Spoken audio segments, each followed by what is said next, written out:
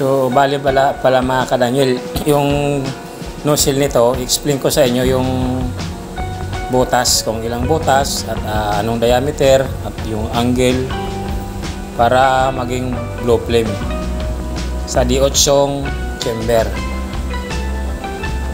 Yan mga ka-Daniel. Oh. So, magandang gabi mga ka-Daniel. Ito pala yung bagong gawa ko na nozzle para sa D8 turbo.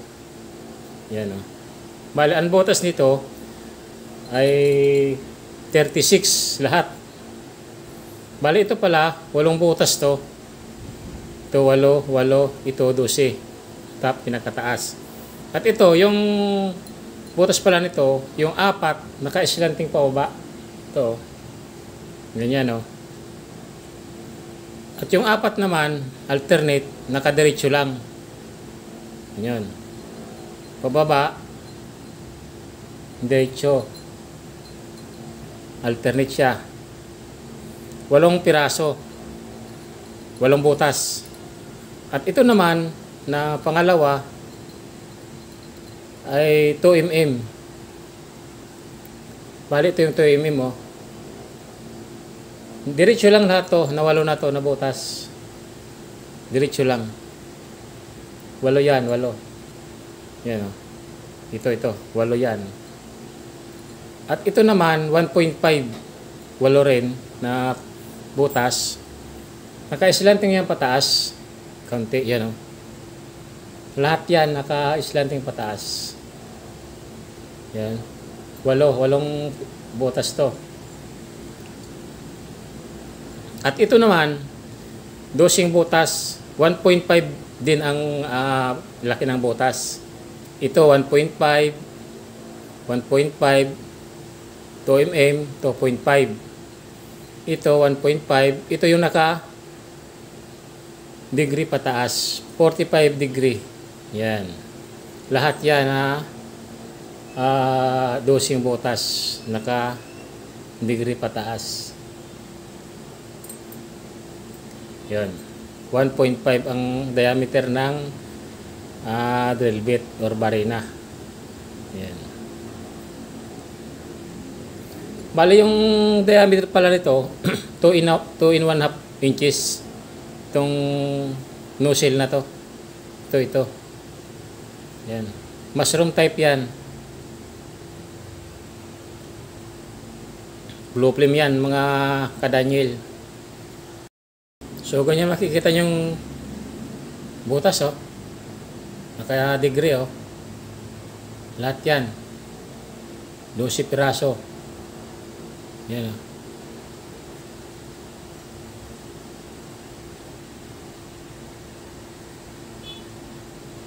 Dosing butas. Bali, ito naman yung pangalawang layer na butas. 1.5 pa rin yan. 8. Yan o. Naka-slanting pataas konti. Yan. At ito naman yung pangalawang layer. 8 din. 2 mm yung diameter ng barina natin dyan. Yan. Medyo naka-ano yung pababa. Kasi medyo maluwag lang yung drill bit natin. Pero diretso lang yan, na pangalawa na yan. Yan. 8 rin na butas. At ito yung pinakababa na butas, oh. Yan. 2.5 ang diameter ng drill bit. Yan.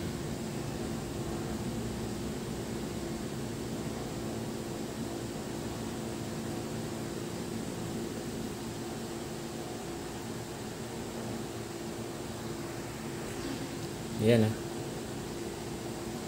8 alternate yung butas.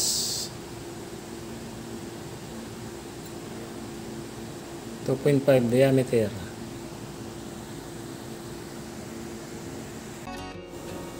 So yan mga ka-Daniel yung nozzle na in-explain ko sa inyo yung butas. Yan, oh. Alam nyo mga ka-Daniel, yung blower niyan, maliit lang. Yung pang T4 ko lang. Kasi wala akong malaking blower para sa D8. Kaya para matesting ko lang, ang kinabit ko dyan yung maliit lang na blower.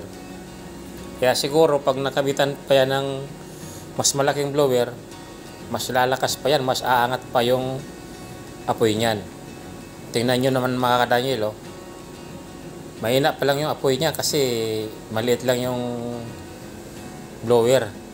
Pero pag pinatuan ng kawali, talagang umaangat siya. Parang may magnet yung yung puwitan ng kawali.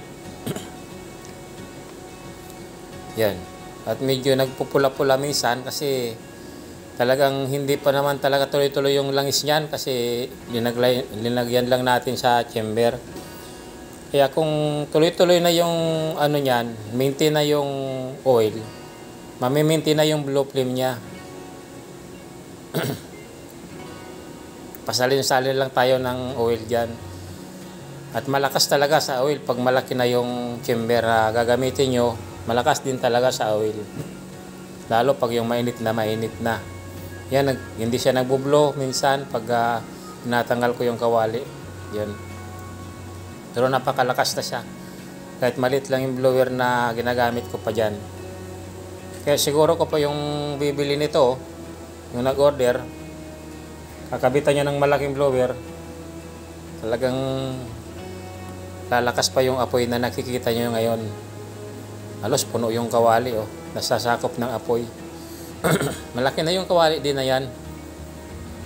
Yan yung D8 chamber, oh. Saka kawali.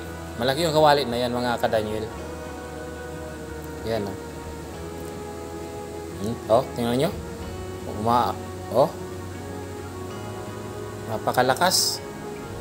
Kaya kung mapapalitan talaga yan ng gagamitan ng malaking blower, magbibigay pa ng mas malakas na po yan. Gagamitin pala to sa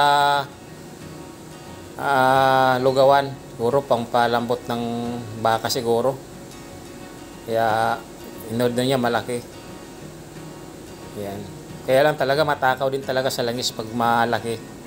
Hindi natin masasabi na sabi natin matipid, hindi. Sa totoo lang, hindi ako nagsisinungaling na sabihin ko na matipid yan sa oil, hindi. Kasi ang isang lagay ko,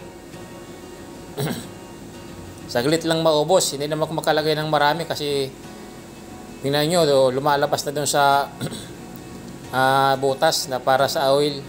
Tinakpan ko, winilingan ko lang yan, pero hindi naman talaga welding na Ayaw ko lang lumabas yung usok dyan.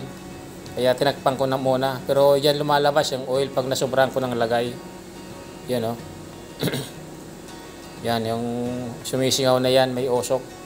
Yan yung butas para sa intake ng oil. Kaya yan, oh. At yung mga gusto pala mag-order ng D8,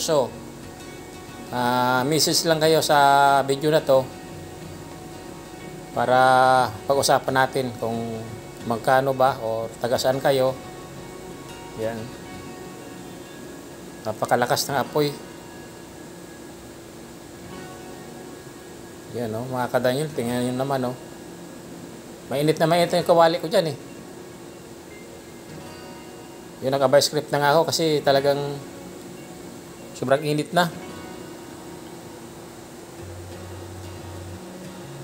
So ayan mga ka-Daniel, maraming salamat sa panonood.